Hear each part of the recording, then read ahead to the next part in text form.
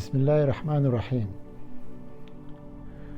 الحمد لله رب العالمين الرحمن الرحيم مالك يوم الدين إياك نعبد وإياك نستعين اهدنا الصراط المستقيم صراط الذين أنعمت عليهم غير المغضوب عليهم ولا الضالين آمين. السلام عليكم ورحمة الله وبركاته. عزیز hurmatli buzurgvar akalarimiz, ukalarimiz, opalarimiz, hamma vatandoshlarimiz, qardoshlarimiz va arkadaşlarimiz. Cenab-ı Allah sulh saadet nasip eylesin. Ben Sure-i Fatiha'nı okudum. Çünkü Sure-i Fatiha hem duadır. Hem Fatiha yani yolları açıtken, müşkilatlarda yollarını açıtken bir duadır. Ki hem biz her gün namazımızda okuyuz. Ki bunu hem manası bilen biliyoruz. Çok yaxşıdır. Parvardigar alem hamma mümin birodarlarimizni dualarını kabul eylesin. Bu dünya ve ahiretke afafiyet nasip eylesin. Avladlarimizni, ayollarimizni iffetli ve takva eylesin. Dastarxonimizga, soframizga xayr va barakat nasib eylesin. Ve Allah'ın bergan ihsonlar, imkonlar bizleri mağrur ve asi eylemesin. Bizi yaxshi amallar qilmayı nasib eylesin. Ve her ameli ki Allah'ın dergahıga makbul bo'lgan işte bizga nasib eylesin. Bizga muxolif bo'lgan insonlarning yoniga perişan ve zelil ve hain eylemesin. Ve Cenab-ı Allah bizlerge hem bu dünyada hem avlodlarimiz bilan, molimiz bilan, jonimiz bilan ve kelayotgan nesil avlodlarimiz bilan Allah yo'liga xizmat qilmayı ve insanlar için xizmat qilmayı nasib eylesin. Aziz ve hurmatli do'stlar, yana ham shukr qilamiz ki Cenab-ı Allah bizga fırsat bergan ki her günümüz Cenab-ı Allah'ın bergan bir lütfudur. Aziz dostlar, her gün maşallah ustadlarımız var, alim birodarlarimiz var, sohbatlar qiladilar. İşte biz istifoda qilamiz. Her insana ki yani Resulullah sallallahu aleyhi ve sellem aytgani bir hadis var ki belligni velev aya. Eğer bir so'zi ham bo'lsa, o so'zni sizlar paxsh qilinglar va buni rivoj beringlar, o'rgatinglar bir-birlaringizga. Zamoniki bir inson farz misol bugun ham soya majoziga faol bo'lish, ham soya ijtimoiyga faol bo'lish ko'p muhimdir. Chunki ijtimoiy yöndan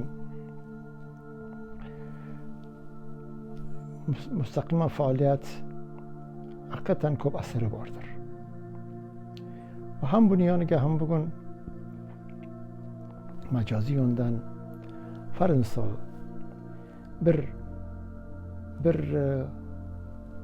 ustod veya farz misol bir go'yindani so'zini eshitamiz ki bu muassirdir, bizga yoqadi. Uni veya like qilish veya share qilish bu ham bir savob sayıladi. Çünkü siz farz misol bu videoni siz mavludi pisandingiz bo'ldiği zaman boshqalar buni ham ko'radilar. Agar sizga uncha pisand bo'lmasa, sizga yaramasa, buni boshqa kishilar borki, dunyoni boshqa joyiga bo'lgan bir inson uni ko'radi, u so'z va yo so'zlash o'zi hayotiga tatbiq qiladi va hayoti qurtiladi. Binoan dunyo madaniyatiga qaradığımız zaman albatta ki ta'lim ve terbiye hamzamon yürümesi çok mühimdir. Albatta ki ta'limdan ko'proq terbiye çok mühimdir. Eskiden ham vatanimizga bo'lsin va ham tarixga ham qaradığımız zaman insonlar ichiga madaniyatlar payg'ambarlarni aytganlarini, sunnatlarini tatbiq qilib hayot surayotgan insonlar bordi. Hatto shu Hazreti Muhammad sallallohu alayhi vasallam zamoniga, hatto ham Makka mukarramaga ko'p oz kishi o'qima yozma qobiliyatlari bordi. Bir shahar ichiga 4-5 kishi hatto bordi. Ama bunlar şu urf ve odat, bunlar hem sadoqat, hem tijoratga bo'lsin, hem nimaga bo'lsin, har arsoga insonlar ham ko'p yaxshi bir shaklda yashaydilar. Chunki zamoniki payg'ambarlarning sunnatlar tatbiq bo'lmadiği zaman başka sünnetler, başka urf odatlar insonda hayoti ichiga jo'bajoy bo'ladi. Binoan insonni fitratiga qaradığımız zaman Cenab-ı Allah hamma maxluqlarni bir shaklga yaratgan emas. Har farz misol qushni yaratgan, qush uchadi. Baliq yaratgan, baliq yuzadi. Va jangalga qaradığımız zaman turli hayvonlar va hammalarini fitrati ayrı-ayrıdır. İnsondan fitrati ayrıdır. Ama insonda o'zalligi, ayrıcalığı budur ki inson Xudoga qulluq uchun yaratilgan. Albatta ki Allah subhanahu taolo yaxshi insonlarni, durust insonlarni yaxshi ko'radi. Ammo zamoniki va ibodat toat bo'lmasa, u yaxshiliklar Janob Alloh dargosiga ma'rud qabul bo'lmaydi. Chunki fitratiga barobar kelmaydi. Fitrat inson Allohga qulluq etmoqdir. Payg'ambarlarning sunnatlarini hayotiga tatbiq qilmoqdir. Va Payg'ambar sallallohu alayhi vasallam aytganlarki, agar sizlar meni o'z ona otalaringizdan, o'z avlodlaringizdan ko'p yaxshi ko'rayotgan mollaringizdan ko'proq agar yaxshi ko'rmasanglar, sizlarni iymonlaringiz komil bo'lmaydi. Va buning yoniga ham sizlar bu sunnatlarni tatbiq qilmaysizlar. Agar yaxshi ko'rdingiz zaman yashash tarzi va sunnatni tatbiq qilasizlar. Bugun alhamdulillah vatandoshlarimiz ham vatan ichiga, ham xorijga bo'lgan faol va yaxshi familiyalar, yaxshi avlodlar bordir. Bu axloq bordir. Bu axloqlar maşallah. Ama biz umid qilamizki, ham bu yaxshi axloq, yaxshi adab va yaxshi karakter bo'ldiği zaman buning yoniga ham taat ibodat bo'lmasi shartdir. Zamoniki her ijtimoga taat ibodat bo'ldiği zaman albatta ki Allah subhanahu taoloning seçkin qo'llari bo'ladilar. Allah'ını sevgan qo'llari bo'ladilar. Allah'ın seçkin qo'llari har joyga bordiği zaman, tashga bordiği zaman har nesa unlari ko'ziga Allohning mo'jizasi ko'rinadi. Hamma narsaga. İnsanlarni ko'rdiği zaman, hayvonlarni ko'rdiği zaman, tog'ni ko'rdiği zaman, daryoni ko'rdiği zaman, güneşni, oftob, hamma narsa Allohning borligini, hamma narsaga Allohning mo'jizasi bor. Ya'ni fikr qilayotgan insonlar uchun. Rasululloh sallallohu alayhi vasallam zamoniga shunday bir nimalari bordiki, erta bilan turdiği zaman namozda to ki güneş chiqmadan avvalgacha nima qilaydi? Zikr qilaydilar.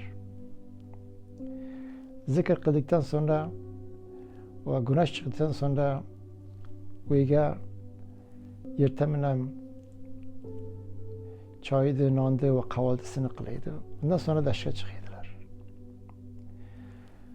Va chiqdikleri zaman ham duo bilan chiqadilar. Va ham har joyga qaradiğimiz zaman Xudoning hikmat va mo'jizasini bilib ko'radilar.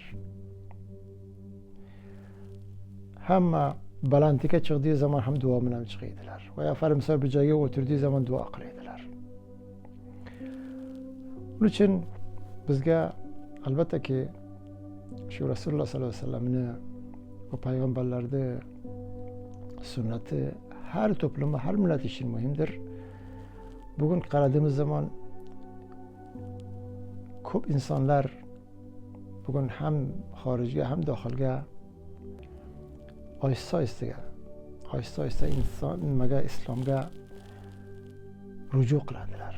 Chunki qurtulush va kamyoblik islomgadir. Va bu shunday bir misol aytamanki,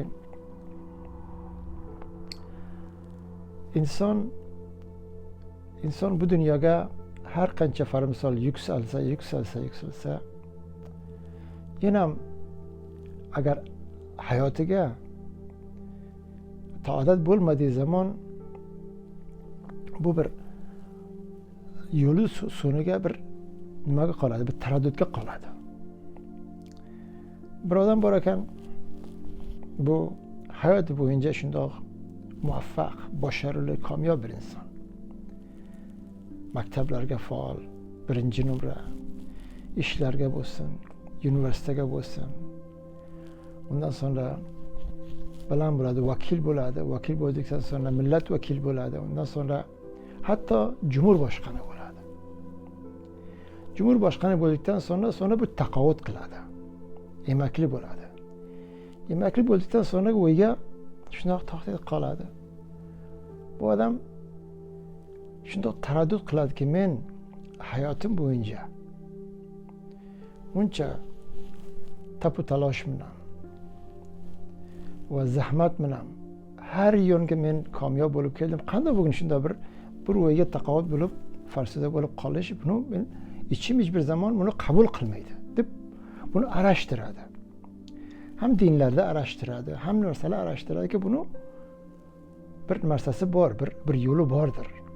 Har misol aytadilar ki siz bir mobil olasiz bozordan, yaxshi mobil, yangi olasiz, iPhone 17.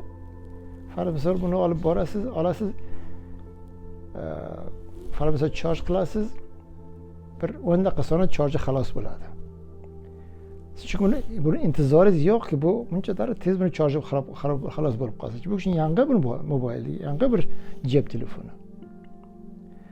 Va insonda shunday inson beklantisi va intizori undoq emas ki, misol shunday zahmat tashlatsa, undan sonra yo'li so'riga bir chorasiz bo'lib qolsa. Undan sonra bu odam albatta ki islom fiqhini o'qiydi va ulamolardan ham muloqot qiladi va kitoblarda o'qiydi va biladiki, haqiqatan din islomga qurtulush bordir. Va hayotiga nur keladi, barakat keladi, taat ibodat keladi. Undan sonra bu qilgan muncha bashoratli, muncha kamyobliklarni va din bilan birga yurdiği zaman, birga bo'ldiği zaman mutluluk ve huzur ve afiyeti topadi. Ve nima uchunki har uyga otalarni, onalarni bo'lishi, ularni tajribalaridan istifoda qilish va ularni arzish berish, ularga mukofot berishdir. Otalarni, onalarni farz misol, çünkü her ana, her ota bunlar zamoniga ham farz misol bir zamonlar bunlar ham genç edilar, javoon edilar, ish qildilar, ham davlat idorasiga, ham boshqa asosiga. Bunlarni hayotlari soniga bir beklentisi, bir intizori bordir. Hem oila tarafından, hem xalqaro tarafından, hem qavm tarafından, hem davlat tarafından. Onun için yani insonlar ki ham taqovat qiladilar va ham nimakli bo'ladilar, ularni arzish berish, ularni ham yondan e'tibor qilish, ular ham savobdir, ham xudo bo'ladi, xush bo'ladi, ham insonni vijdoni xush bo'ladi. Umid qilamanki Janob Alloh jomamizga bilinch, e'timod ham arsoy zindagiga har qishirga inshaalloh nasib bo'lsin. Vaqtingizni oldim. Ko'p sog' bo'linglar. Assalomu alaykum va rahmatullohi va barakatuh.